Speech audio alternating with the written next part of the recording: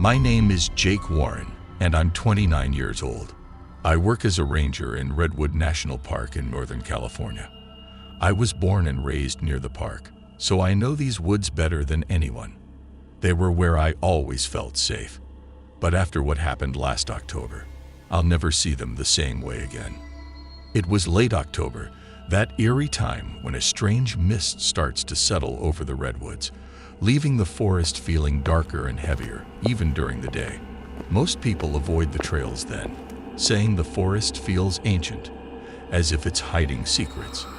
But as a ranger, I'm out there no matter what. One afternoon, an older man came into the ranger station, visibly upset. He looked rough, like he hadn't slept, and his eyes had this wild look, like he'd been wandering the woods himself. He introduced himself as Martin, and told me he was looking for his daughter, Emma. She'd gone hiking in the park 3 days ago, and hadn't returned. Emma was in her early 20s, with red hair and a love for adventure that sometimes got her into trouble. We began searching right away. I volunteered to search the northern trails, a remote part of the forest where hikers rarely go. It's overgrown and difficult to navigate, but if Emma was lost, she might have wandered up there. I set out at dawn, with a chill in the air that felt deeper than the weather. The forest was dead silent. No birds, no rustling leaves, nothing. Just the crunch of my boots as I walked deeper and deeper. After about 2 hours, I stumbled upon something strange. A clearing I'd never seen before, surrounded by massive trees that seemed to arch inward, almost guarding it. In the middle of the clearing was a narrow path I didn't recognize. It wasn't on any maps, and I'd walked this area hundreds of times. Something seemed to pull me toward it, like a silent invitation. But a warning in my gut told me to stay away. But I went forward. The path was narrow, winding tightly between the trees, forcing me to walk almost single file. The air grew colder with every step, and the silence pressed down, almost suffocating. Suddenly, I saw something on the ground, a bright red scarf, half buried in the dirt. I remembered Emma's father saying she'd worn one when she left. My heart raced as I picked up the scarf and looked around. I was about to call out her name when I heard a faint, desperate whisper from ahead. "Help, please." It was so soft, I thought I'd imagined it. I called, "Emma, is that you?"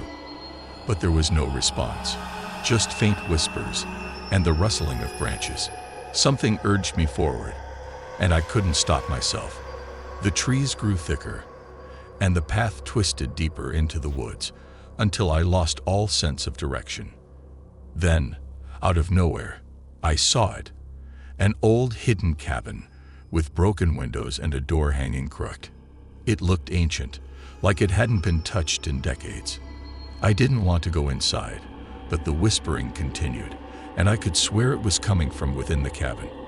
I took a deep breath and stepped over the threshold. The air inside was thick and cold, and an awful, musty smell filled the space. Pinned on one wall were photos, faded and yellowed with age. My blood went cold when I saw Emma's face among them, her red hair bright even in the faded picture. But she wasn't smiling. She looked terrified. I backed away, my heart pounding, and that's when I heard the door creak shut. I turned and saw Emma standing there. She looked wrong.